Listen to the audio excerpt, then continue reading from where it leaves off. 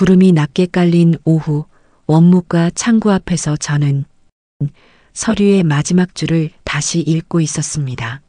잉크가 줄 사이에서 은빛처럼 반짝였고 제 가슴도 함께 아주 작게 흔들렸습니다. 수익자 장민서. 제 이름 옆에는 뭐라고 적혀 있었고 그 아래로 제가 모르는 절차들이 빽빽하게 이어져 있었습니다. 문장은 설명이 아니라 질문처럼 보였지요. 왜 지금, 왜 이 이름일까요? 보호자분, 전원동의서 여기 서명하시면 됩니다. 오늘 접수 가능하세요. 엄마, 이거 절차예요. 다들 이렇게 하세요. 빨리 끝내고 올라가요. 잠깐만, 수익자가 왜 사위 이름이지? 이유가 어디 적혀 있니? 그 부분은 보험 약관에 따르고요. 병원은 고지만 확인합니다. 직원의 어조는 매끈했지만 제 귀에는 어딘가 미세하게 걸리는 돌기처럼 느껴졌습니다. 저는 안경을 고쳐 쓰고 작은 글씨들을 한 줄씩 천천히 더듬었습니다. 그날 밤 병실 문틈으로 약 카트 바퀴가 멈추는 소리가 들렸습니다. 소독약 냄새가 한번 짙어졌다가 금세 옅어졌고 낮게 깔린 속삭임이 복도 벽을 타고 흘러들었습니다. 오늘 안에 정리합시다. 보호자 서명만 받으면 돼요. 전원은 내일로 잡아두죠. 로그는 제가... 단어 몇 개가 제 귀에 얇은 가시처럼 걸렸습니다. 오늘 서명, 로그. 저는 베개 밑에 작은 메모장을 넣어두었습니다. 의심스러우면 기록하고 낯설면 다시 읽어야 안전하다고 배워왔으니까요. 선생님, 얼음찜질 갈아드리겠습니다. 혹시 방금 소리 때문에 놀라셨으면 호출벨 누르세요. 밤엔 천천히 하셔도 됩니다. 태호야, 천천히 읽고 천천히 확인하자. 창밖에서는 비가 아주 가늘게 내리고 있었습니다. 저는 협탁 모서리에 손가락을 대고 그 표면의 거친 결을 한번 쓸어내렸습니다. 작은 결 하나가 방향을 가리키는 화살표처럼 느껴졌습니다. 엄마, 내일 아침에 다시 얘기하자. 그냥 믿어줘. 다 엄마 편하려고 하는 거야. 믿음은 말이 아니라 확인해서 시작하지. 내일 원본으로 같이 읽자.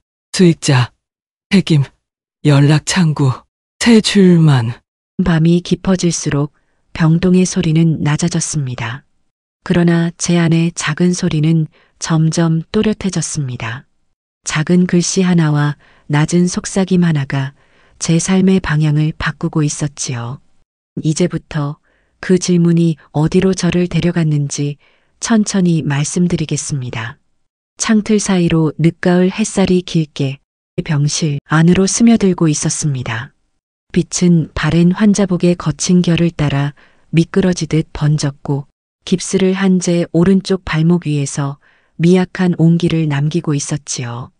창밖에서는 은행잎이 몇 장씩 떨어졌고 유리창에 부딪힌 인맥이 톡하고 울릴 때마다 바람의 냄새가 얇게 스며들었습니다. 입원한 지 2주째였습니다.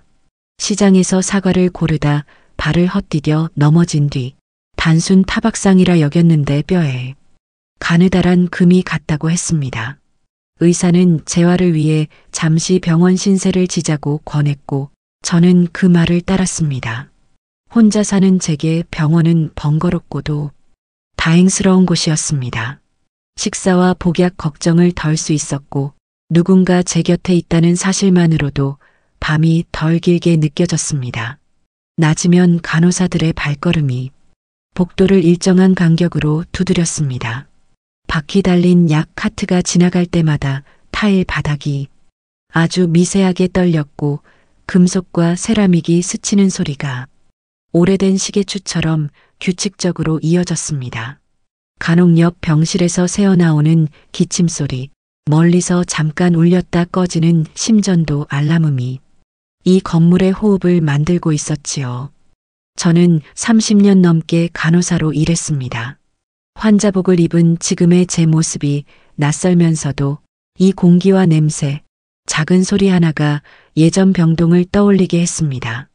그 시절 저는 환자들의 표정 변화를 놓치지 않으려 늘 눈과 귀를 열어두었습니다. 그 습관은 은퇴하고도 남아 있습니다. 사람의 말투, 걸음, 손놀림은 마음의 날씨를 숨기지 못하니까요. 그때 병실 문이 조심스레 열렸습니다. 하얀 가운 위에 연두색 조끼를 걸친 청년이 들어왔고 가슴에는 김태호라는 이름표가 반듯하게 붙어 있었습니다. 젊은 얼굴이었지만 눈매가 단정했고 말끝을 또렷하게 맺는 버릇이 있었습니다. 박정자 선생님, 통증은 좀 어떠세요? 얼음찜질새로 갈아드릴게요. 그 이름을 보는 순간 오래전 강의실 풍경이 떠올랐습니다. 실습복 소매를 자주 접어 올리던 매시간 첫 줄에 앉아 필기하던 아이. 환자에게 말을 건넬 때만큼은 누구보다 공손했던 청년. 그 이름이 김태호였습니다. 혹시 한빛 간호학교에서 실습하던 김태호니? 네, 맞습니다. 선생님을 여기서 뵐 줄은 몰랐어요. 그때 배운 것 아직도 몸에 남아 있어요. 우연은 이렇게 불쑥 찾아오는 법이었습니다. 세월이 흘러도 학생과 선생의 인연은 금세 서로를 알아보게 만듭니다. 짧은 인사만으로도 마음이 한결 가벼워졌습니다. 낯선 병원의 밤을 버티게 하는 건 생각보다 이런 작은 연결이었습니다. 저는 얼음찜질을 바꾸는 그의 손놀림을 유심히 지켜보았습니다. 손목은 가볍게, 압박은 일정하게, 말은 과장하지 않게 숙련된 동작이었지요. 얼음 주머니가 발목을 감싸자 욱신거림이 한 톤 가라앉았습니다. 밤에 더 쑤시면 호출벨 누르세요. 제가 바로 올게요. 고맙다, 내가 있다는 게 마음이 놓이는구나. 말을 끝내고 난 뒤 제 입꼬리가 스스로 올라가는 것을 느꼈습니다. 그러나 안도감은 늘 잠깐 머물다 갑니다. 창밖을 스치는 바람결이 순간적으로 방향을 바꾸듯 병원의 공기에도 설명하기 어려운 흐름이 있습니다. 그날 저녁 복도 끝에서 들리던 바퀴 소리가 평소보다 한 박자 느리게 들렸습니다. 카트가 멈출 때의 가벼운 진동이 침대 프레임을 타고 올라왔고 문틈으로 흘러드는 소독약 냄새가 유난히 진했습니다. 작은 변화들이 모이면 오래된 직감은 조용히 깨어납니다. 저는 베개 모서리를 정리하는 척 손바닥을 한번 굽혔다 폈습니다. 오래전 근무표에 빨간 펜으로 밑줄을 긋던 그때의 습관처럼 마음속 어딘가에 얇은 선이 그어지고 있었습니다. 침대 옆 호출벨에 작은 불빛이 초저녁부터 은근히 반짝이고 있었습니다. 그 불빛은 마치 항구의 등대처럼 제 마음을 붙드는 표식이었습니다. 누르면 누군가 온다는 보증, 그 약속이 밤의 길이를 견디게 했습니다. 문득 오래전 맡았던 환자 한 분이 떠올랐습니다. 새벽마다 통증이 심해져 초조해 하시던 분이었지요. 저는 그때 손등을 감싸쥐고 아주 천천히 호흡을 맞춰드렸습니다. 고통은 사라지지 않지만 누군가 옆에 있으면 방향이 바뀝니다. 그 기억을 떠올리자 제 숨도 조금 고르게 정리되었습니다. 복도 끝 창문에 비친 노을이 서서히 색을 거두고 있었습니다. 태호야, 오늘 근무가 길지? 너도 식사 거르지 말아라. 걱정 마세요, 선생님. 선배들이 잘 챙겨줘요. 선생님도 밤에는 베개 높이 조금 낮춰보세요. 발목 부종이 덜할 거예요. 그의 말이 다정하게 가라앉았습니다. 저는 베개를 낮추고 어둠이 병실 문턱을 넘어 들어오는 것을 지켜보았습니다. 창틀의 그림자가 시트 위에 천천히 눕고 있었지요. 밤이 깊어지자 병동의 소리가 한 톤 낮아졌습니다. 복도 끝 형광등이 간헐적으로 윙하고 떨렸고 탕비실 쪽에서 물 끓는 소리가 가늘게 이어졌습니다. 저는 베개 높이를 조금 낮추고 누웠습니다. 등받이에 스미는 체온이 조용히 퍼지고 있었지요. 새벽 2시를 조금 넘긴 시각, 약 카트 바퀴 소리가 한번 크게 지나가더니 멈췄습니다. 그 뒤로는 발걸음이 없다가 아주 낮은 속삭임이 문틈을 타고 흘러들었습니다.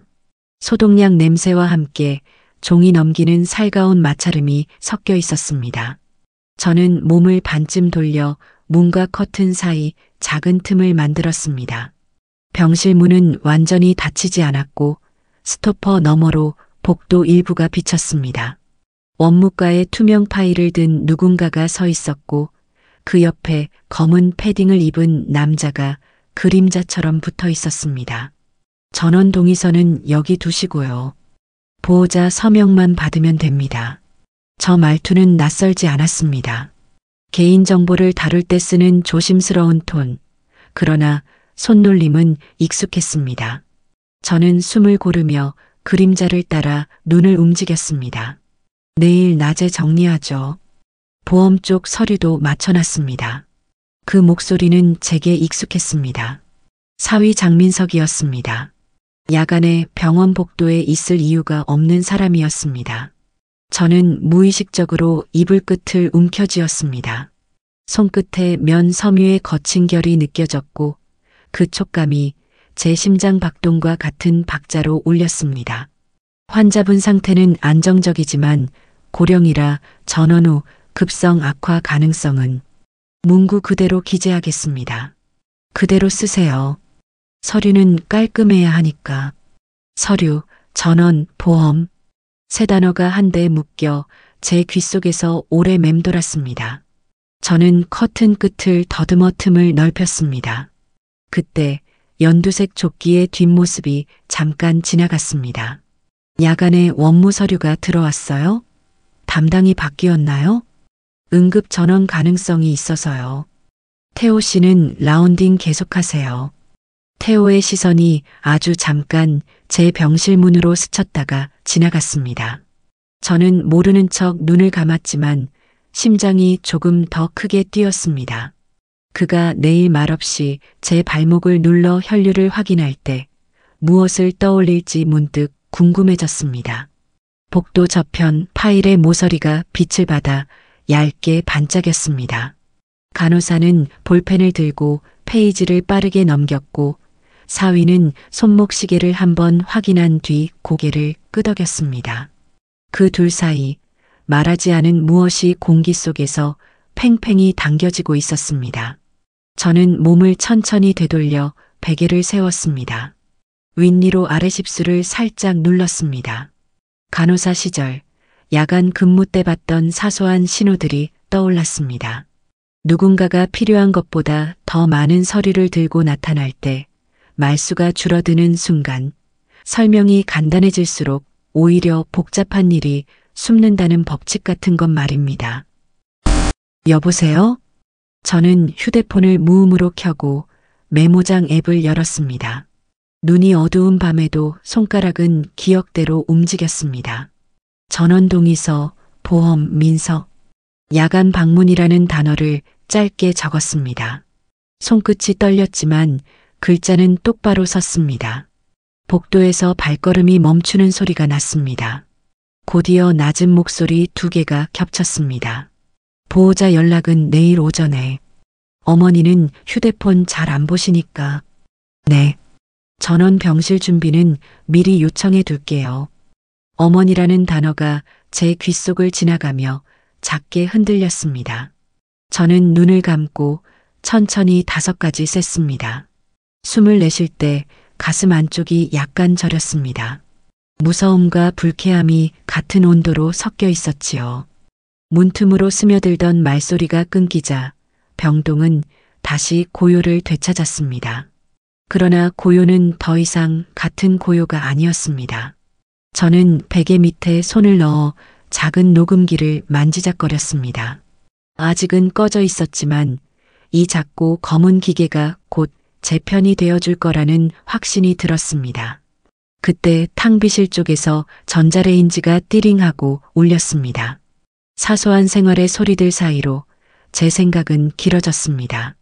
전원 동의서의 맨 아래 줄에는 언제나 작은 글씨가 붙습니다. 책임과 수령인에 관한 글씨.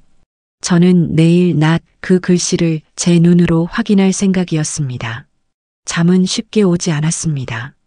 통증이 있어서가 아니라 마음이 깨어 있었기 때문이었습니다. 깜빡이는 천장의 미등을 보며 저는 스스로에게 조용히 말했습니다. 의심스러우면 기록하십시오. 그 말이 오래전 제 후배들에게 건넸던 첫 번째 조언이었고 오늘 밤 제게 건네는 첫 번째 다짐이었습니다. 새벽 공기가 더 차가워졌습니다. 가끔 복도 창문이 살짝 흔들리며 작은 떨림을 냈습니다. 저는 담요 끝을 한 번 더 끌어올리고 호출벨 위치를 손끝으로 확인했습니다. 벨은 여전히 반짝이고 있었습니다. 그 작은 불빛이 긴 밤의 한가운데서 제 마음을 붙들었습니다. 아침 면회 시간이 가까워지자 병실 공기가 조금 분주해졌습니다. 복도에서는 휠체어의 발받침이 바닥을 스치는 소리가 간헐적으로 들렸고 창틀에는 햇살 대신 옅은 구름빛이 걸려 있었습니다. 저는 침대 옆 서랍을 열어 오래 두었던 작은 사진 한 장을 꺼냈습니다. 사진 속에서 초등학교 저학년의 수연이가 두 팔을 벌려 제 허리를 끌어안고 있었습니다. 환하게 웃는 얼굴이었지만 목에 걸린 흰 흡입기가 그 아이의 유년을 설명하고 있었습니다. 천식 발작으로 밤마다 응급실을 드나들던 시절이 있었지요. 저는 그때마다 근무가 끝나면 곧장 집으로 달려와 아이의 등을 두드리며 호흡을 세워주었습니다. 그 작은 등에서 들리던 거친 숨결이 아직도 손바닥에 남아있는 것 같습니다. 수연이는 자라면서 건강을 되찾았고 성실하고 조심스러운 어른이 되었습니다. 대학 등록금을 마련하려고 새벽 빵집에서 알바를 뛰던 날들, 저는 새벽 근무를 마친 뒤 빵집 문 앞에서 아이와 잠깐 눈을 맞추곤 했습니다. 그때의 수연이는 저를 보면 꼭 말했습니다. 엄마, 나는 엄마처럼 튼튼해지고 싶어. 그 말이 제게는 무거운 책임이자 큰 위로였습니다. 장민석을 처음 본 날은 이른 봄이었습니다. 수연이가 데리고 온 그는 반듯하게 다린 셔츠에 광이 도는 구두를 신고 있었습니다. 말끝을 또렷하게 맺는 버릇이 있었고 상대가 끝까지 말하도록 기다려주는 태도를 갖추고 있었습니다. 그날 저녁 식탁에서 그는 말했습니다. 어머니, 이제 편히 쉬세요. 힘든 건 저희가 맡겠습니다. 저는 그 문장을 쉽게 믿었습니다. 딸이 사랑하는 사람을 의심하는 법을 그때의 저는 알지 못했습니다. 남편이 세상을 떠난 뒤 집안의 큰 결정을 혼자서 내리던 시절이 있었습니다. 상조사와 병원 장례식장 사이를 오가며 사인을 확인하고 보험사에 연락해 필요한 서류를 정리했습니다. 그때 알게 된 절차의 번거로움 때문에 저는 서류라는 단어 앞에서 늘 마음을 다잡곤 했습니다. 정확히 읽고 정확히 확인하고 정확히 서명하는 습관 말입니다. 결혼 후에 수연이는 한동안 무척 행복해 보였습니다. 장을 보러 가면 늘 두 사람 몫의 장바구니를 챙겼고 명절에는 제게 전을 부치지 말라며 미리 음식을 주문해 오기도 했습니다. 저는 안도의 숨을 쉬며 이제야 비로소 아이가 편안한 둥지를 얻었다고 믿었습니다. 그 믿음이 흔들리기 시작한 것은 아마도 작년 겨울 무렵부터였습니다. 그 겨울 수연이는 제게 종종 만약을 전제로 한 질문을 던지곤 했습니다. 엄마, 혹시 혼자 사시다 갑자기 쓰러지면 어떡해요? 엄마, 혹시 비밀번호를 잊어버릴 수도 있잖아요. 배려로 포장된 말들은 언제나 옳아 보였지만 말끝에 아주 얇은 요구가 매달려 있었습니다. 계좌 비밀번호를 알려달라거나 도장을 어디에 두었는지 확인해 두자거나 하는 시기였습니다. 저는 그때마다 웃으며 말을 돌렸고 수연이도 억지로는 밀어붙이지 않았습니다. 며칠 전 밤 복도에서 들었던 전원과 보험이라는 단어는 그래서 더 오래 제 귀 속에 남아 있었습니다. 그 두 단어는 저는 이미 너무 잘 알고 있었으니까요. 환자 이동을 뜻하는 전원, 위험과 책임을 나누는 보험. 익숙한 절차일수록 안에 무엇이 담겼는지 끝까지 확인해야 안전하였습니다. 선생님, 예전에 저희 실습 때 늘 하시던 말 기억나요? 의심스러우면 기록하고 낯설면 다시 읽어라. 그랬지. 사람은 때로 익숙함에 속아 넘어가니까 기록과 확인이 우리 편이야. 태호는 웃으며 작은 메모지를 건넸습니다. 제 이름으로 된 오래전 실습 평가표의 사본이었습니다. 구석에는 제 필체로 세심함이 좋음, 끝까지 확인할 것이라고 적혀 있었습니다. 그 문장을 다시 읽는 순간 제가 저에게 숙제를 내준 것처럼 마음이 단단해졌습니다. 사위 장민석은 겉으로 보기에 빈틈이 없는 사람이었습니다. 말수는 적고 결론은 명확하며 상대를 불편하게 만들지 않는 범위에서 설득하는 법을 알고 있었습니다. 그러나 저는 그가 상대의 눈을 곧장 바라보지 않는다는 사실을 뒤늦게 발견했습니다. 아주 짧은 순간 시선이 상대의 어깨나 서류의 가장자리로 미끄러지는 습관이 있었습니다. 간호사 시절 제가 자주 보아온 망설임의 형태였습니다. 사진을 다시 서랍에 넣으며 저는 조용히 다짐했습니다. 내일 낮 원무과에서 전원 동의서를 제 손으로 읽어보겠다고요. 누가 서명하는지, 맨 아래 줄에 작은 글씨가 무엇을 요구하는지 한 글자도 놓치지 않겠다고요. 불안은 짐작으로만 키울 때 가장 빠르게 자랐습니다. 확인하고 기록하면 불안은 방향을 얻었습니다. 면회 시간이 시작되자 복도가 분주해졌습니다. 환자 보호자들이 들고 온 꽃다발과 과일 상자에서 달콤한 향이 섞여 나왔고 누군가는 기도를, 누군가는 무난 인사를 건넸습니다. 저는 창밖으로 시선을 돌렸습니다. 구름이 걷히며 햇살이 다시 병실 바닥으로 긴 사각형을 그렸습니다. 그 빛 위로 문고리가 천천히 돌아갔고 수연이가 조심스레 병실로 들어왔습니다. 밝은색 카디건, 가벼운 화장, 익숙한 미소. 딸의 얼굴을 보는 순간 제 가슴은 여전히 먼저 풀어졌습니다. 그러나 그 미소의 아래쪽, 입꼬리와 턱이 만나는 작은 각도에서 낯선 기색이 아주 얇게 번졌습니다. 저는 그 낯설음을 모른 채 하지 않기로 했습니다. 오래전 저 스스로에게 내린 숙제를 지금부터 시작할 때였습니다. 정오 무렵 원무과 앞 대기 의자에 앉아 숨을 고르고 있었습니다. 창구 유리 너머로 프린터가 바쁘게 종이를 뱉어냈고 사람들의 이름이 짧게 불려졌습니다. 저는 손가락 끝으로 지팡이 손잡이를 천천히 문질렀습니다. 오늘 확인해야 할 것은 단 하나였지요. 엄마, 여기 동의서만 쓰면 돼. 재활 전문 병실로 옮기면 더 편할 거야. 수연이는 밝은 목소리로 말했지만 손목 힘이 조금 과하게 들어가 있었습니다. 투명 파일을 제 앞으로 민 순간 종이가 가볍게 바스락거렸습니다. 저는 안경을 고쳐 쓰고 첫 장부터 차근차근 읽기 시작했습니다. 환자 인적사항, 진단명, 전원 사유, 이송시 주의사항. 익숙한 문장들이 줄지어 있었습니다. 마지막 장의 하단, 작은 글씨가 시야를 붙들었습니다.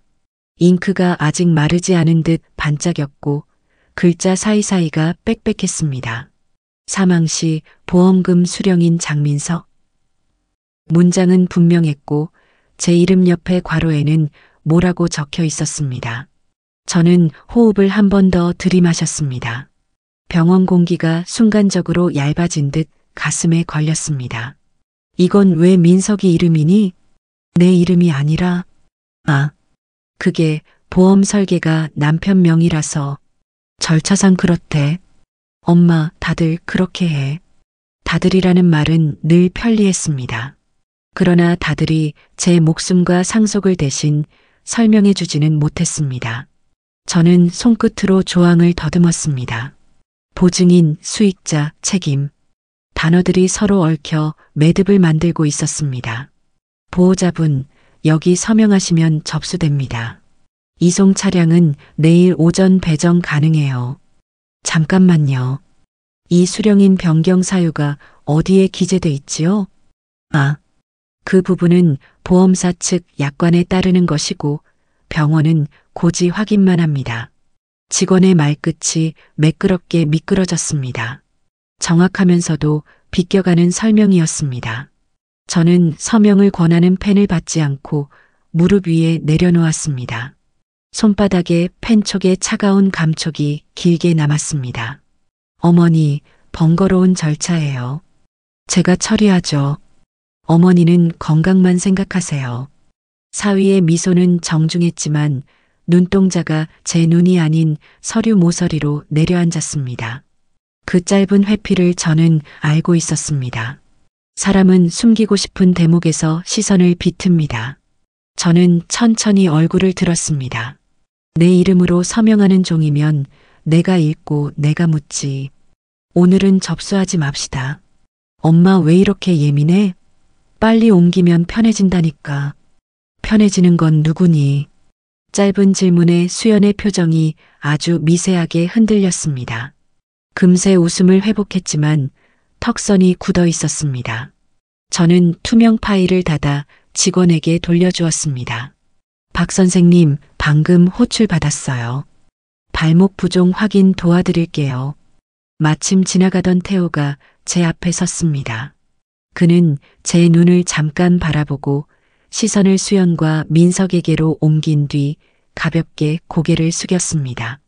예의 바른 인사였으나 눈빛 끝에는 얇은 경계가 얹혀 있었습니다. 간호사님, 어머니 이동 일정이 급해서요. 오늘 안에 결정해야 합니다. 결정은 환자분 의사가 우선입니다. 설명은 천천히 받아보셔도 됩니다.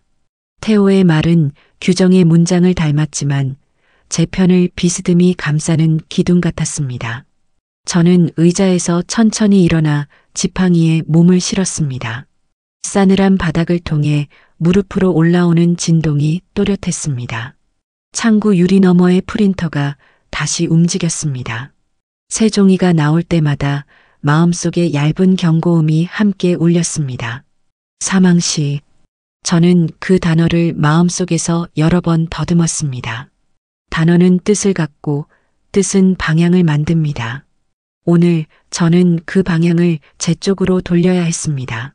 직원분, 전원 서류는 보류해 주세요. 저는 주치의와 충분히 상의한 뒤에 결정하겠습니다. 네, 보호자분 동의가 있으시면 언제든 다시 접수 가능합니다. 보호자분이라는 호칭이 제 어깨 위를 미끄러져 내려가 바닥에 떨어졌습니다. 저는 제 보호자가 누구인지, 누가 누구를 보호하는지 속으로 가만히 바꾸어 읽었습니다.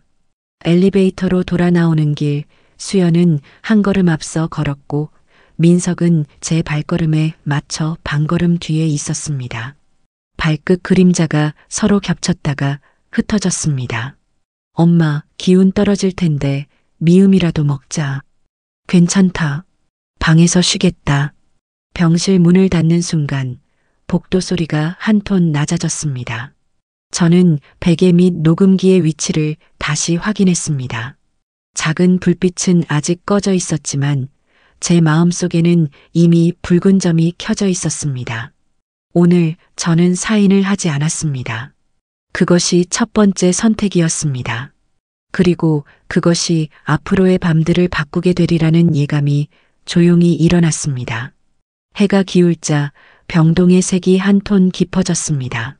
저는 전원 서류를 보류한 채 침대에 앉아 심호흡을 했습니다. 가슴속에는 미세한 떨림이 남아 있었고 그 떨림이 발목의 통증과 섞여 잔잔히 고동치고 있었습니다. 저녁 회진이 끝나자 약 카트가 복도를 따라 천천히 움직였습니다. 바퀴가 문턱을 지날 때마다 프레임이 짧게 울렸고 약 포장지의 마찰음이 얇게 퍼졌습니다. 곧 야간 근무 표식을 단 간호사가 들어왔습니다. 얼굴은 미소였지만 미소의 모서리가 피로하게 굳어 있었습니다. 박정자 환자분, 오늘은 수면제랑 진통제 같이 드릴게요. 밤에 통증 심할 수 있어서요. 그녀는 종이컵에 물을 따르고 약 캡슐을 제 손바닥에 올려두었습니다. 저는 숨을 고르며 포장지의 일련 번호를 확인했고 베개 밑에서 작은 메모장을 꺼내 숫자를 옮겨 적었습니다. 이 약 오늘 낮에도 같은 걸 먹었나요? 네, 동일해요. 선생님 연세에는 잠을 충분히 주무셔야 회복이 빨라요. 그때 문 밖에서 부드러운 노크 소리가 났습니다. 김태호가 문틈으로 얼굴을 내밀었습니다. 그는 간단한 라운딩이라며 들어와 제 발목을 살폈습니다. 손가락 끝 앞이 일정했고 질문은 짧고 명료했습니다. 오늘은 약을 조금 늦춰도 될 것 같습니다. 통증 지수는 낮아요. 혹시 향이 강한 음료나 낯선 캡슐은 드시지 마세요. 지침대로 투약하려는 겁니다. 라운딩 끝나면 제가 다시 올게요. 간호사는 물컵을 협탁에 두고 나갔습니다. 문이 닫히자 태호는 낮은 목소리로 제게 속삭였습니다. 선생님, 오늘만 조심하세요. 밤에 원무과 쪽 문서 이동이 많았습니다. 이상하면 호출벨 누르시고요. 알겠다. 내가 말한 대로 하마. 그가 나간 뒤 저는 종이컵을 들고 향을 맡았습니다.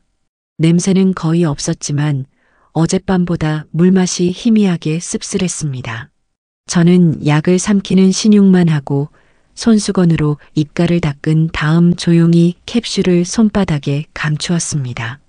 그리고 베개 커버 안쪽 솔기에 작은 틈을 만들어 숨겼습니다. 잠시 뒤 복도에서 누군가 전화로 짧게 속삭였습니다. 단어는 알아듣지 못했지만 어미가 단단히 닫히는 억양이 불길하게 느껴졌습니다.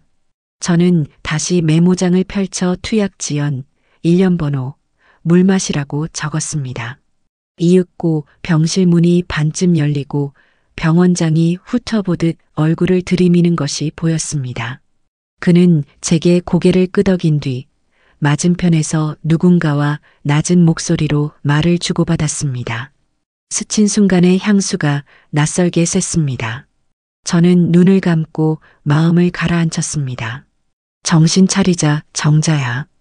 오늘은 서두르지 말고 끝까지 확인하자. 시계 초침이 또각또각 소리를 냈습니다. 저는 호출벨 위치를 다시 한번 손끝으로 확인하고 협탁 서랍에서 녹음기를 꺼내 작동을 점검했습니다. 붉은 점등이 깜빡였다 멈추었습니다. 오늘 밤 저는 잠보다 기록을 택하기로 했습니다. 창밖에는 아주 가는 비가 내리고 있었습니다. 저는 담요 끝을 무릎까지 끌어올리고 발목을 심장보다 조금 높였습니다. 통증은 미세하게 무뎌졌고 마음은 더 선명해졌습니다. 문득 협탁 서랍 가장자리에 긁힌 자국이 눈에 들어왔습니다. 어젯밤에는 없던 흔적이었습니다. 단순한 부주의일 수도 있었지만 오늘의 제 눈에는 작은 경고처럼 보였습니다. 저는 자국 옆에 점 하나를 찍듯 연필로 표시를 남겼습니다. 내일도 그대로라면 우연 달라져 있으면 누군가의 손길, 그렇게 판단하기로 했습니다. 깊어지는 밤 공기 속에서 저는 눈을 감았다가 떴습니다. 졸음은 오지 않았고 대신 마음의 촉이 하나둘 살아나고 있었습니다. 의심스러우면 기록하십시오. 오래전 제가 후배들에게 건넸던 말이 다시 제 가슴 안에서 또렷해졌습니다. 오늘의 저는 그 말을 따르기로 했습니다. 자정 무렵 병동의 불빛이 한 칸씩 줄어들고 있었습니다. 탕비실 형광등이 윙하고 떨리는 소리만 가늘게 남아 있었지요. 저는 지팡이에 몸을 싣고 천천히 의자에 앉았습니다. 김태호가 문을 닫으며 작은 서류 봉투를 꺼냈습니다. 선생님, 지금 드리는 말씀은 기록으로 남겨야 합니다. 하지만 먼저 확인부터요. 봉투 안에는 오래 접힌 신문 스크랩과 사망진단서 사본이 들어 있었습니다. 헤드라인은 잿빛이었고 기사 여백에는 누군가가 빨간 펜으로 별표를 쳐두었더군요. 2해 전 요양병원, 3달 전 요양원. 두 경우 모두 전원 직후 72시간 안에 사망. 공통점은 보호자 서명과 보험 수익자 이름이 같습니다. 장민석? 그 이름이 종이에서 튀어나와 공기 중에 오래 머물렀습니다. 저는 무릎 위에서 손가락을 깍지 끼고 손등에 힘줄이 도드라지는 것을 지켜보았습니다. 우연일 수도 있지. 병은 갑자기 나빠질 수 있으니까. 그래서 더 살폈어요. 사망진단서의 사인은 서로 달라요. 급성 심정지, 흡인성 폐렴. 그런데 전원전 의무기록엔 위험 신호가 거의 없었습니다. 또 한 가지, 두 기관 모두 현 병원장과 학회에서 친분이 있었습니다. 태호는 조심스레 다음 장을 건넸습니다. 보험계약 변경 내역 사본. 밑줄은 수익자 변경 항목 위에 그어져 있었습니다. 전원 동의서가 접수되면 보험 약관상의 연락 창구도 같이 업데이트됩니다. 오늘 낮 서류는 그걸 노린 겁니다. 귀에서 심장 박동이 들렸습니다. 저는 억지로 호흡을 고르며 스스로에게 물었습니다. 믿고 싶은가 봤는데도. 태호야, 내가 왜 이걸 쥐고 있니? 내 자리에서 감당하기 어려울 텐데. 예전에 실습 나갔던 병동에서 비슷한 일을 봤습니다.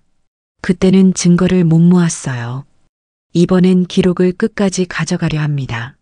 선생님을 지키는 일이고 제 지난 실패를 바로잡는 일이기도 해서요. 청년의 목소리는 떨지 않았습니다. 그러나 눈동자 끝에 새벽빛처럼 가는 긴장이 걸려 있었지요. 저는 그 긴장과 제 두려움이 나란히 서 있다는 걸 느꼈습니다. 오늘 밤부터 절차를 밟죠. 첫째, 투약카트에서 나오는 약 라벨을 사진으로 남깁니다. 둘째, 병실 내 음성 녹음은 상시. 셋째, 협탁에 스티커 봉인을 붙여 훼손 여부 기록. 넷째, 호출벨은 3번 연속이면 긴급 신호로 알겠습니다. 경찰은 지금 바로 가도 되지 않을까? 지금은 정황뿐입니다. 내일 낮 전원 동의서 재접수 시도가 오면 말과 행동이 증거로 남습니다. 그 순간을 잡아야 합니다. 저는 서류 봉투를 다시 눌러 담았습니다. 종이의 거친 촉감이 손끝을 자극했고 그 감각이 오히려 마음을 또렷하게 했습니다. 좋다. 오늘은 약을 입에 대는 신용만 하마. 그리고 내가 정한 신호대로 하자. 네. 그리고 혹시라도 제가 연락이 안 되면 탕비실 및 서랍. 하얀 테이프로 표시된 곳에 예비 녹음기가 있습니다. 그 말은 작고 단단한 돌처럼 제 가슴 속으로 떨어졌습니다. 만약이라는 단어가 가져오는 모든 그림자를 우리는 이미 목격하고 있었습니다. 선생님, 죄책감은 나중에 해도 됩니다. 지금은 안전이 먼저예요. 저는 고개를 끄덕였습니다. 창문 유리에 비친 제 얼굴은 전보다 조금 단단해 보였습니다. 두려움은 남아 있었지만 두려움 위에 얇은 결심이 덮였습니다. 태호야, 내가 내 제자라서가 아니라 내가 옳아서 믿겠다. 내일 우리가 이긴 걸로 합시다. 선생님, 문이 닫히고 병실은 다시 고요해졌습니다. 저는 베개 및 녹음기의 스위치를 밀고 붉은 불빛이 켜지는 것을 확인했습니다. 새벽이 깊어질수록 병동은 더 조용해졌고 조용함 속에서 오늘 밤의 기록들이 차곡차곡 쌓여갔습니다. 그리고 저는 알았습니다. 이것이 돌아갈 수 없는 선을 넘는 소리라는 것을요. 아침이 밝자 병동 입구에 면회 인원 제한 안내문이 붙었습니다. 전날엔 없던 종이었습니다. 감염 관리 때문이라고 적혀 있었지만 저는 그것이 우연만은 아니라고 느꼈습니다. 저는 협탁과 서랍 모서리에 태호가 건넨 봉인 스티커를 붙였고 날짜와 시간을 또박또박 적어두었습니다. 회진 후 약 카트가 지나가며 바퀴 소리를 남겼습니다. 간호사가 기록지를 넘길 때마다 종이에 거친 숨이 들렸고 저는 포켓에서 작은 메모장을 꺼내 오늘의 첫 줄을 적었습니다. 740봉인 유지, 약 라벨 번호 2개 교체 보고 적으며 손끝으로 서랍의 스티커를 눌러보았습니다. 단단히 붙어 있었습니다. 엄마, 오늘은 서류 얘기 그만해요. 어제도 많이 피곤했잖아요. 내가 말한 그 절차상이라는 말, 오늘 주치의에게 같이 확인하자꾸나. 엄마는 왜 날 못 믿어? 나한텐 비밀번호 하나도 안 알려주면서. 딸의 목소리는 낮았지만 단단했습니다. 못 믿어라는 말이 저를 스쳤습니다. 믿음은 주는 사람의 마음이기도 하고 받는 사람의 행동이기도 하다는 사실을 저는 잘 알고 있었습니다. 저는 침착하게 시선을 낮추고 협탁위 도장을 가볍게 덮었습니다. 정오 무렵 병원장이 병실 앞을 스쳐갔습니다. 그는 문턱에서 공손히 인사했고 제 상태가 빠르게 호전 중이라면서 미소를 보였습니다. 저는 어제 협탁 가장자리에 생긴 긁힌 자국을 떠올렸습니다. 병원장의 향수 냄새가 그때 맡았던 것과 같았습니다.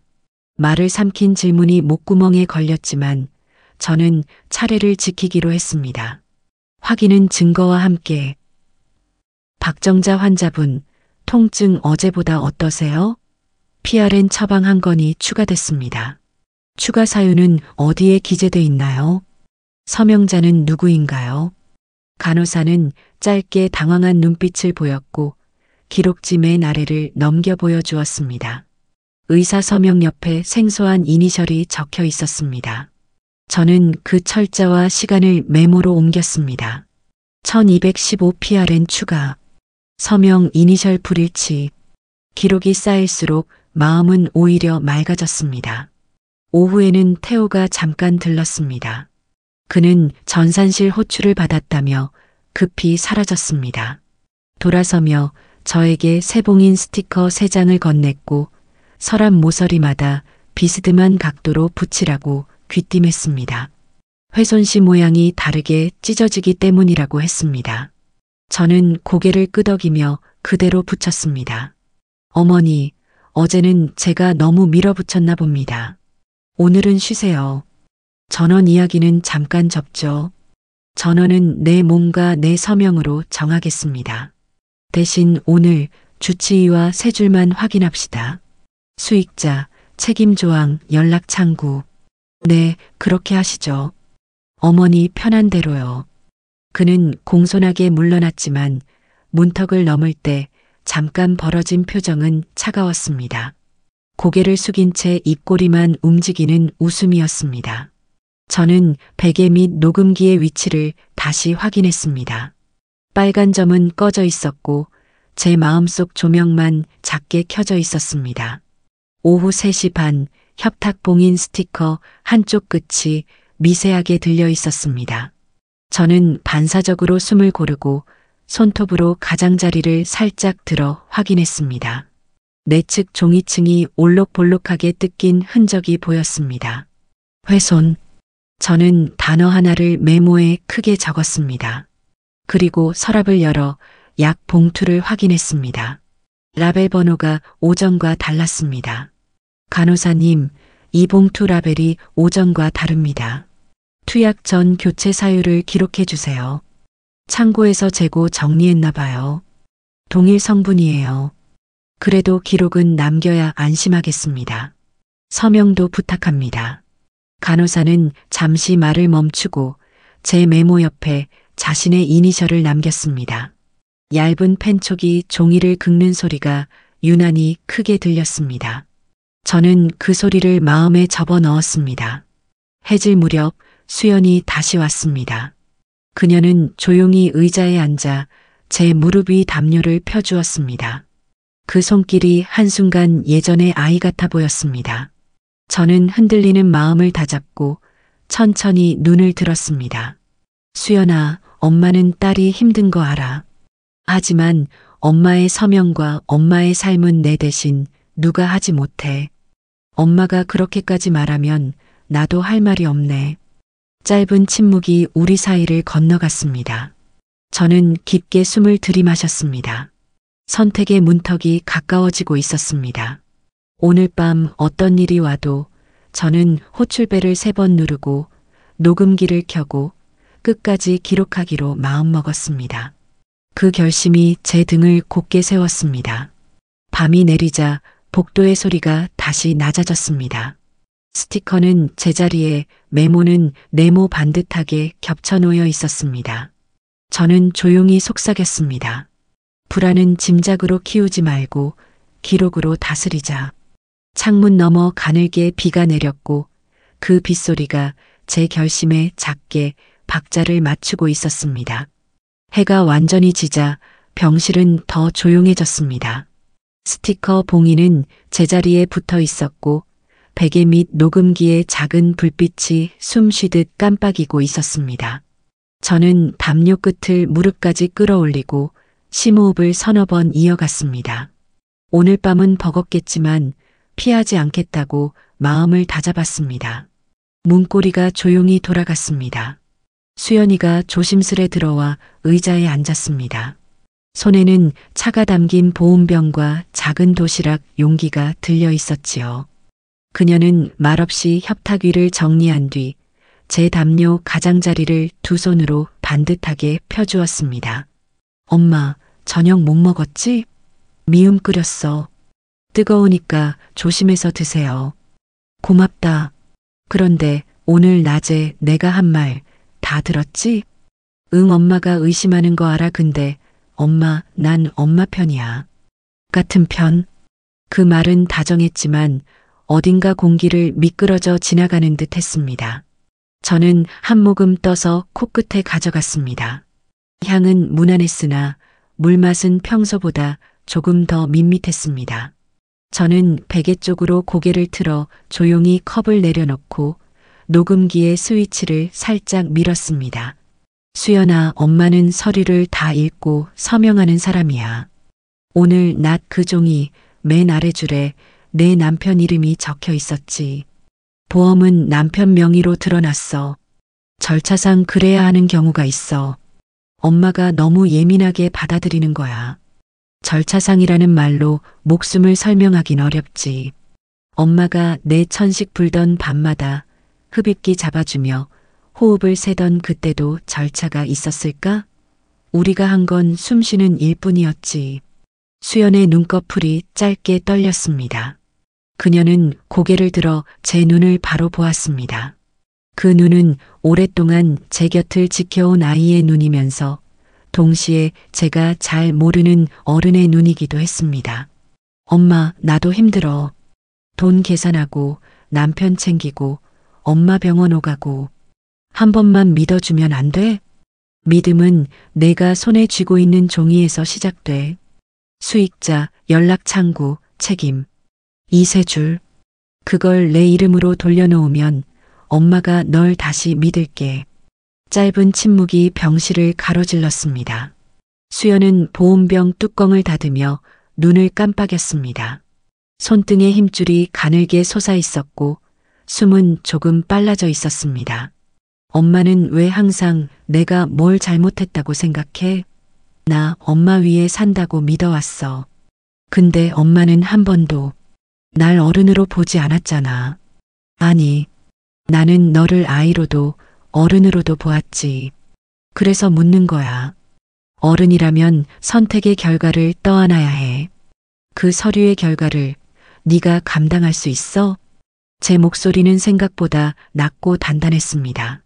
심장이 조금 빨리 뛰었지만 말끝은 흔들리지 않았습니다. 저는 협탁 모서리에 붙인 봉인 스티커를 한번 눌러보았습니다. 종이의 거친 결이 손끝에 전해졌습니다. 엄마, 요즘 세상에 대비하는 거야. 요양병원 옮기면 더 안전하고 보험은 혹시 모를 일에 필요하고 대비는 함께 하는 거야. 몰래 꾸미고 나중에 도장만 받는 게 아니고. 오늘 낮에 민석이가 원무과에서 뭐라고 했는지 엄마 귀가 들었어. 수연의 얼굴에서 피가 빠졌습니다. 그녀는 무언가를 말하려다 입을 다물었고 대신 도시락 뚜껑을 열어 미음을 작은 그릇에 담았습니다. 그릇이 스치는 소리가 유난히 크게 방 안에 울렸습니다. 엄마, 먹자. 몸부터 챙기고 얘기하자. 제발. 미안하다. 나는 오늘 너와 밥 대신 진실을 나누고 싶구나. 말을 끝내자 제 안쪽에서 오래 눌러두었던 것이 흔들렸습니다. 분노와 슬픔이 서로의 가장자리를 물어뜯듯 엉켜 있었지요. 저는 숨을 깊게 들이마신 뒤 한마디를 꺼냈습니다. 그 말은 오래 준비한 듯 동시에 방금 만들어진 듯 했습니다. 수연아, 넌 내 딸이니? 아니면 내 서류니? 그 순간 그녀의 어깨가 눈에 띄게 움찔했습니다. 그 말은 병실 공기 속으로 퍼져나가 벽을 한번 치고 제게 돌아왔습니다. 저는 내 말을 제가 다시 들었습니다. 아프고 또렷했습니다. 엄마가 그렇게까지 말할 줄은 몰랐어. 나도 몰랐다. 근데 오늘은 말해야겠다. 나는 수연이 너를 사랑해. 그래서 더 묻는 거야. 너는 지금 누구 편이니? 엄마의 삶 편이냐? 아니면 종이의 편이냐? 수연은 천천히 그릇을 내려놓았습니다. 그녀는 눈을 내리깔고 양손을 무릎 위에 올렸습니다. 손가락이 서로를 감싸주며 아주 작게 떨렸습니다. 한참 뒤에야 그녀가 입을 열었습니다. 내일 아침 전원 서류 다시 보자. 엄마 앞에서 수익자 바꾸는 절차 알아볼게. 그 답은 완전한 승복도 노골적인 거부도 아니었습니다. 그러나 공기가 아주 조금 누그러졌습니다. 저는 베개 및 녹음기의 불빛을 흘깃 보았습니다. 붉은 점이 또렷했습니다. 오늘 밤 우리는 말의 자리를 만들고 있었습니다. 수연이 문고리를 잡았습니다. 돌아나가기 직전 그녀가 짧게 뒤돌아보았습니다. 그 눈빛에는 얇은 물기가 떠 있었고 동시에 지우기 어려운 결심의 그림자도 드리워져 있었습니다. 문이 닫히자 저는 양손으로 이불을 꼭 쥐었습니다. 한 번의 폭풍이 지나갔지만 더 큰 파도가 뒤따라오리라는 예감이 배 위에서 꿈틀거렸습니다. 그러나 이제 저는 알았습니다. 이 밤의 흔들림을 기록으로 묶어둘 힘이 제 안에 남아있다는 것을요. 수연이 떠난 뒤 밤은 더 차가워졌습니다. 빗줄기는 잦아들었지만 병실 공기는 묵직했습니다. 저는 베개 및 녹음기의 불빛을 확인하고 협탁봉인 스티커를 다시 눌렀습니다. 그때 복도에서 짧은 알람음이 울리고 전산실 쪽 문이 여닫혔습니다. 자정을 조금 넘긴 시각, 김태호가 오기로 한 라운딩 시간은 지나갔습니다. 호출벨을 한번 눌러도 응답이 없었고 두 번째 신호에도 기계음만 이어졌습니다. 저는 세 번째를 누르지 않았습니다. 세 번은 긴급이었고 오늘의 긴급은 아직 아끼고 싶었습니다. 새벽 3시 복도 불빛 한 줄이 꺼지는 순간 낮은 목소리들이 겹쳐 들렸습니다. 문틈으로 보니 병원장, 야간 주사실 담당 간호사, 그리고 검은 패딩의 남자 하나가 서 있었습니다. 전산 로그는 지웠지? 출입 CCTV는 반출 처리로.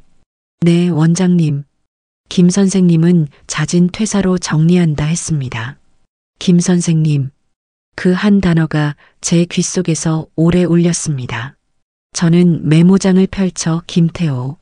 전산 로그. 자진 퇴사라고 적었습니다. 잠시 뒤 복도 CCTV 모니터가 반짝이며 화면을 바꿨습니다. 회색 톤 속에서 연두조끼를 입은 청년이 뒷문으로 혼자 걸어 나갔습니다. 화면은 지나치게 매끄러웠고 걸음은 이상할 만큼 일정했습니다. 태호야. 이름이 새어나왔습니다. 그때 협탁 스티커 모서리가 아주 얇게 들려있는 게 보였습니다. 방금 전까지 분명 눌러두었던 끝부분이었습니다. 저는 봉인을 핀셋으로 들추듯 조심히 들어 올렸습니다. 안쪽 종이층이 톱니처럼 찢겨 있었고 서랍 안약 봉투 라벨이 또 바뀌어 있었습니다.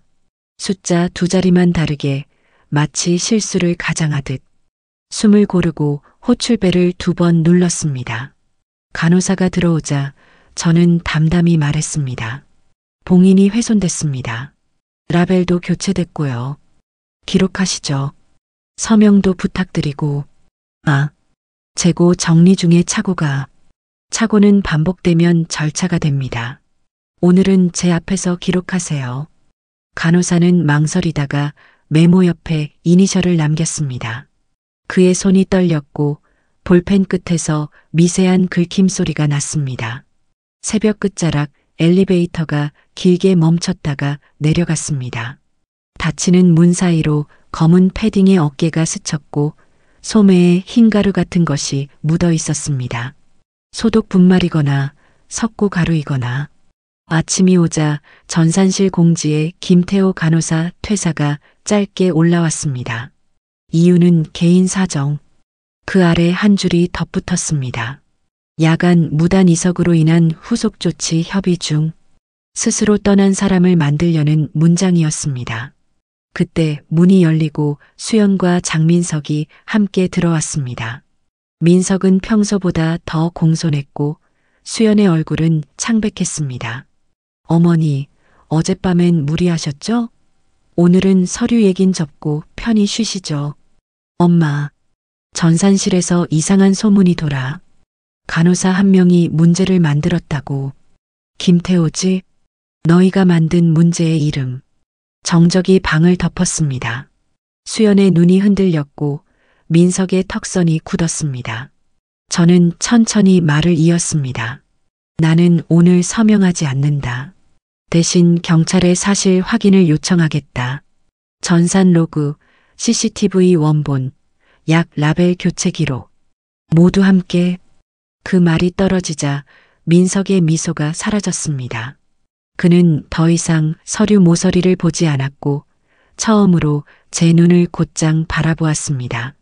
그 눈빛엔 짧은 놀람과 오래 준비된 불쾌가 겹쳐 있었습니다. 그리고 저는 알았습니다. 오늘 우리가 서로의 진짜 얼굴을 보게 되리라는 것을. 오후가 깊어지자 비가 그쳤습니다. 창틀에 맺힌 물방울이 한 알씩 미끄러졌고 복도에는 소독약 대신 미지근한 수증기 냄새가 감돌고 있었습니다. 저는 협탁의 봉인 스티커를 다시 눌러보고 베개 및 녹음기에 불빛이 꺼져 있는지 확인했습니다. 오늘은 말로 확인하고 내일은 문서로 확인하겠다는 마음이었습니다. 문고리가 또각 소리를 내며 돌아갔습니다. 수연과 장민석이 나란히 들어왔습니다. 두 사람의 표정은 이상할 만큼 부드러웠고 손에는 보온병과 작은 종이백이 들려 있었습니다. 어머니, 제가 경솔했습니다. 전원 이야기는 취소하겠습니다. 오늘 주치의와도 얘기 나눴고요. 엄마, 미안해. 엄마가 불안하셨을 텐데 내가 너무 밀어붙였어. 앞으로는 엄마가 얘기해주는 대로 할게. 사과는 정확한 자리를 골라 떨어졌습니다. 저는 고개를 끄덕이며 그들의 얼굴선을 살폈습니다. 입꼬리는 웃고 있었지만 눈가의 근육은 쉬지 않았습니다. 종이백에서는 약 냄새가 아닌 달큰한 향이 올라왔습니다. 인삼차 끓였어. 오늘은 따뜻한 거 조금만 드시고 푹 쉬자. 응. 그래, 수고했다. 한 모금만 받아보마. 수연은 뚜껑을 열고 종이컵에 차를 따랐습니다. 김이 오르며 달큰한 향이 먼저 코끝을 스쳤습니다. 그 뒤로 아주 얇은 금속성 냄새가 늦게 따라 붙었습니다. 저는 컵을 들어 입술에 살짝 대었습니다. 혀끝에 미세한 저림이 스쳤고 그 저림은 곧 사라졌습니다. 저는 컵을 베개 옆에 내려놓고 목에 손을 얹어 기침을 가장했습니다. 잠깐만. 목이 메이네. 수연아, 휴지 좀. 수연이 협탁 서랍을 여는 사이 저는 컵을 살짝 기울여 손수건으로 입술에 닿은 물기를 닦아냈습니다. 움직임은 느렸고 표정은 변하지 않았습니다. 장민석의 시선이 내 손과 컵 그리고 협탁 스티커를 순서대로 훑고 지나갔습니다. 어머니, 오늘은 푹 쉬세요. 모든 절차 제가 천천히 설명드리겠습니다. 괜한 오해가 있었던 겁니다. 오해면 좋지. 오해를 풀려면 내일 약관 원본과 전원사유서 그리고 수익자 조항을 같이 읽자. 글자는 거짓말을 못하니까. 말끝이 조용히 가라앉자 방한 공기에서 긴장이 한 겹 벗겨지는 듯 했습니다. 두 사람은 서로 눈빛을 맞추고 동시에 고개를 끄덕였습니다. 내일을 약속한 얼굴들이었습니다. 저는 베개 및 호출기의 위치를 손끝으로 확인하고 녹음기는 아직 켜지지 않았음을 다시 확인했습니다. 오늘은 받아 적는 날, 내일은 꺼내는 날이니까요. 엄마, 조금 더 드실래? 인삼은 식으면 맛이 없어. 지금은 괜찮다. 밤에 목마르면 내가 마실게. 수연은 컵을 제 손 닿는 위치에 바짝 가까이 두었습니다. 컵 가장자리에는 미세한 스크래치가 있었고 표면에 얇은 무언가가 막처럼 번져 있었습니다. 저는 시선을 떼지 않고 고개만 끄덕였습니다. 그럼 저희는 이만. 내일 아침 다시 찾아뵙겠습니다. 두 사람이 문을 나서자 병실은 다시 조용해졌습니다. 저는 그들이 떠난 방향과 반대편 세면대 쪽으로 지팡이를 짚고 천천히 일어섰습니다. 움직임 하나마다 이유를 만들었습니다. 발목을 편안히 하려면 자세를 바꿔야 한다는 이유, 양치가 필요하다는 이유. 세면대 앞에 서서 물을 가늘게 틀었습니다. 수돗물 소리가 일정한 박자를 만들었습니다. 나는 컵의 내용을 천천히 따라냈습니다. 컵 바닥에 남은 얇은 막이 물살에 흔들렸다 고요해졌습니다. 비누로 컵 안쪽을 한번 문지른 뒤 물을 다시 받아 헹구었습니다. 컵 표면의 스크래치는 여전히 남아 있었지만 내용물은 사라졌습니다. 협탁으로 돌아와 손수건을 가지런히 접으며 저는 스스로에게 낮게 말했습니다. 이건 끝이 아니라 시작입니다. 가짜 안도감은 껍질만 부드럽고 속은 더 단단했습니다. 방금의 사과와 약속, 따뜻한 차, 그 모든 것은 내일을 위한 예열이라는 생각이 들었습니다. 창밖에서는 구름이 걷히며 별 한 점이 겨우 모습을 드러냈습니다. 저는 호출벨을 한번 눌러 야간 간호사를 불렀습니다. 기록을 위해 규칙대로. 무슨 일 있으세요, 환자분? 이 컵, 방금 딸이 가져다 준 음료 담았던 건데 비워주세요. 그리고 새 컵으로 바꿔주세요. 기록도 부탁합니다. 보호자 지참 음료 투여 미실시, 컵 교체. 간호사는 고개를 끄덕이며 메모를 남겼습니다. 펜촉이 종이를 긁는 소리가 방 안에 작게 울렸고 그 소리 위로 제 심장 소리가 규칙을 되찾았습니다. 저는 베개를 낮추고 호출기를 손이 닿는 곳으로 다시 끌어당겼습니다. 가만히 눈을 감자 낮의 사과가 다시 떠올랐습니다. 취소하겠습니다. 엄마가 편한 대로. 그 말들을 하나씩 뒤집어 보니 같은 문장 안에 다른 뜻이 숨어 있었습니다. 취소는 연기일 수 있고 편안함은 방심일 수 있었습니다. 저는 미소 대신 조용한 결심으로 밤을 덮었습니다. 내일 말로 끝나지 않는 증거를 얻기 위해서였습니다. 아침 공기가 차갑게 서 있었습니다. 창틀에 맺힌 물방울이 아직 마르지 않았고 복도에는 소독약 냄새 대신 종이 넘기는 건조한 소리만 흘러가고 있었습니다. 저는 베개 및 녹음기를 손끝으로 한 번 더 확인하고 호출벨의 버튼, 높이를 가볍게 짚어보았습니다. 정각이 가까워지자 문고리가 돌아갔습니다. 수영과 장민석, 그리고 병원장이 함께 들어왔습니다. 장민석은 꽃을 들고 있었고 병원장은 퇴원 논의를 입에 올렸습니다. 수연은 작은 서류 봉투를 쥐고 있었지요. 상태가 안정적이라 전원 없이도 됩니다. 다만 보호자 서명으로 금일 절차를. 어머니 편하신 대로요. 어제는 제가 경솔했습니다. 엄마, 오늘은 우리 밥 얘기만 하자. 싸우지 말고. 그 말투는 부드러웠지만 세 사람의 시선은 제 손 근처. 컵과 협탁, 봉인 스티커를 번갈아 훑었습니다. 저는 숨을 고르고 컵을 멀리 밀었습니다. 그리고 손바닥으로 호출벨을 한 번, 두 번, 세 번 눌렀습니다. 짧고 또렷하게. 좋다. 그러면 오늘 여기서 원본 서류를 같이 읽자. 수익자, 책임조항, 연락창구. 세 줄만. 원무과가 바빠서요. 일단 동의만. 엄마, 그만해. 그냥. 그때 복도에서 규칙적인 발소리가 다가왔습니다. 문틈 사이로 남색 점퍼가 보였고 차가운 목소리가 방 안으로 들어왔습니다. 서울경찰서입니다. 병실 내 체증 협조 요청 드리겠습니다. 병원장의 표정이 굳었습니다. 장민석의 손이 꽃줄기를 더 세게 움켜쥐었고 수연의 시선이 제 무릎 위 담요로 급히 내려갔습니다. 저는 담요 가장자리를 정리하며 조용히 말했습니다. 어젯밤 컵은 비웠다. 대신 기록을 채웠지.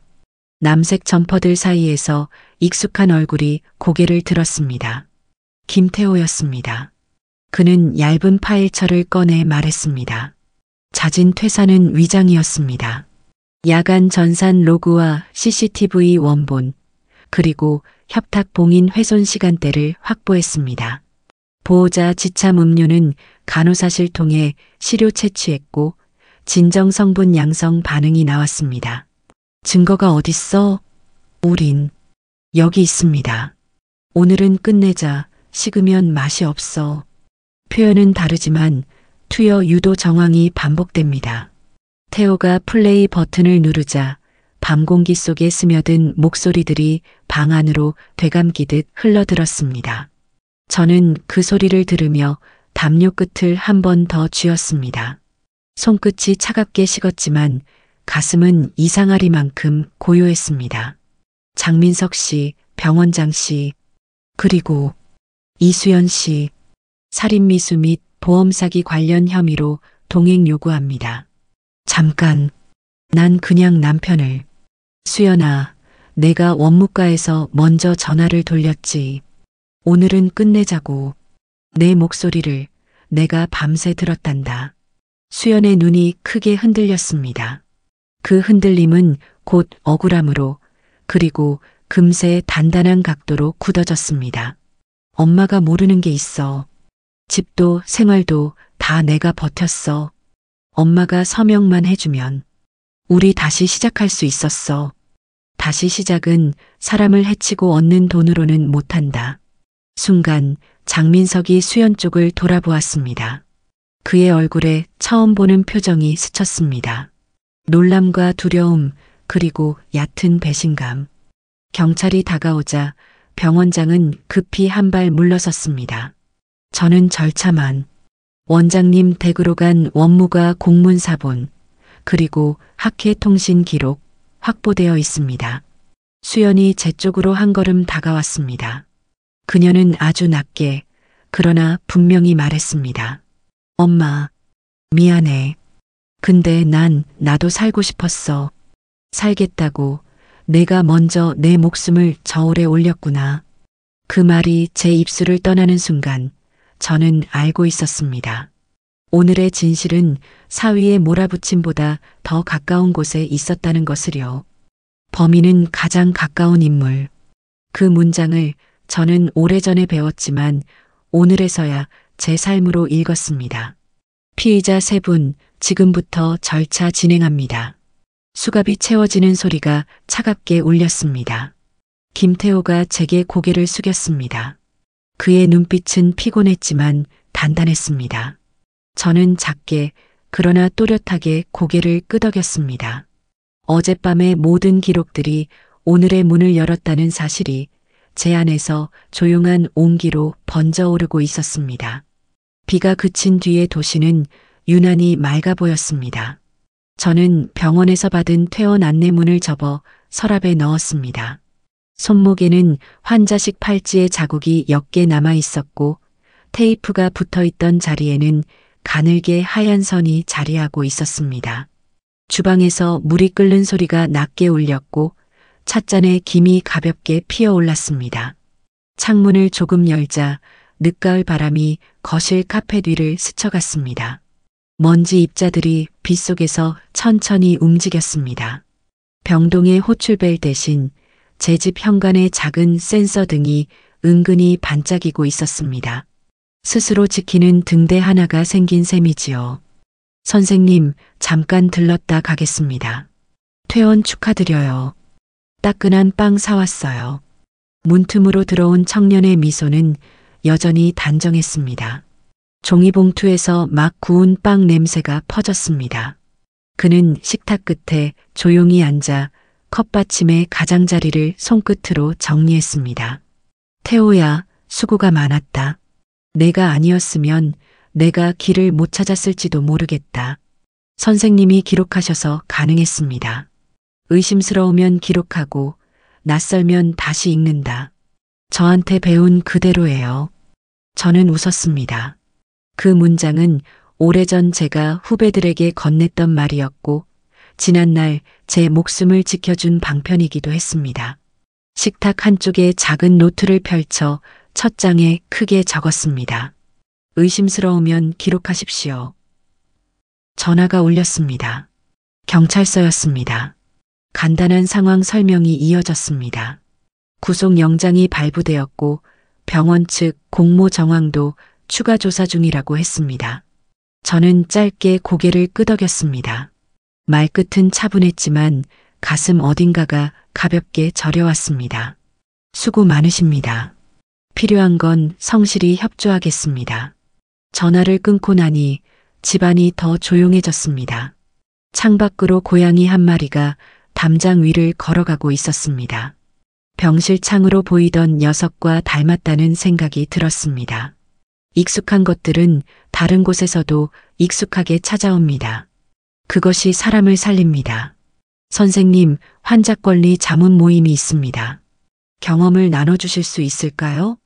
기록 양식 만드는데 선생님 눈이 필요합니다. 내가 도울 수 있다면 기쁘지. 사람 하나라도 더 살릴 수 있다면 더없이 좋고. 청년의 눈빛이 잠깐 반짝였습니다. 저는 찻잔을 그의 앞으로 밀었습니다. 따뜻한 김이 그의 안경 위로 얇게 번졌습니다. 낮이 기울 무렵 저는 조용히 방으로 들어가 서랍 깊숙이 넣어두었던 오래된 사진을 꺼냈습니다. 작고 어린 얼굴이 제 허리를 끌어안고 있는 사진이었습니다. 사진 위에 손바닥을 얹었습니다. 말로 끝낼 수 없는 것들을 저는 그렇게 보내기로 했습니다. 떠나보내야 내일이 시작됩니다. 수연아, 내가 언젠가 스스로의 발로 돌아온다면 나는 그날 너를 바라보고 서 있으마. 다만 그때는 종이보다 사람을 먼저 보자. 소리내지 않은 약속이 방 안에 가만히 놓였습니다. 저는 노트 첫 장을 한 번 더 쓰다듬었습니다. 펜 끝이 종이 결을 따라 느리게 움직였습니다. 기록은 무겁지만 무거움이 길이 됩니다. 해질녘 거실벽에 주황빛이 걸렸습니다. 저는 불을 켜지 않았습니다. 빛이 사라질 때까지 오늘의 숨을 조용히 지켜보기로 했습니다. 병동의 소독약 냄새 대신 집에 따뜻한 공기가 폐 깊숙이 들어왔습니다. 그 공기 속에서 마음이 아주 천천히 그러나 분명히 내려앉았습니다. 문득 생각했습니다. 호출벨의 작은 불빛, 협탁 모서리의 봉인 스티커, 메모의 짧은 글자들, 그 모든 사소한 것들이 저를 이 자리로 데려다 놓았다고요. 사람을 지키는 건 거창한 한 문장이 아니라 매일의 작은 확인들이었습니다. 선생님, 다음 주 모임 때 뵙겠습니다. 오늘은 푹 쉬세요. 그래. 가는 길 조심하고 내 손등을 아껴라. 아직 해야 할 일이 많으니. 문이 닫히고 집안이 다시 고요해졌습니다. 주방에서 케틀이 한 번 더 끓어올랐고 저는 새 물로 차를 우려냈습니다. 찻잎이 물 안에서 천천히 펼쳐졌습니다. 그 모습을 보는 동안 제 안에서도 무엇인가가 풀어지는 느낌이 들었습니다. 이야기는 여기서 멈춥니다. 그러나 삶은 계속됩니다. 저는 오늘의 기록을 덮고 내일의 확인을 위해 노트를 옆으로 밀었습니다. 창밖의 저녁빛이 완전히 사라지자 방 안의 어둠은 의외로 따뜻했습니다. 가장 가까운 곳에 진실이 숨을 때가 있었습니다. 그러나 작은 봉인 스티커 하나, 짧은 녹음 하나가 문을 열었습니다. 당신의 일상에도 그런 표지가 있기를 바랍니다. 긴 영상 들어주셔서 정말 감사드립니다. 다음에도 더 좋은 영상으로 돌아오겠습니다. 즐겁고 편안한 하루 보내세요.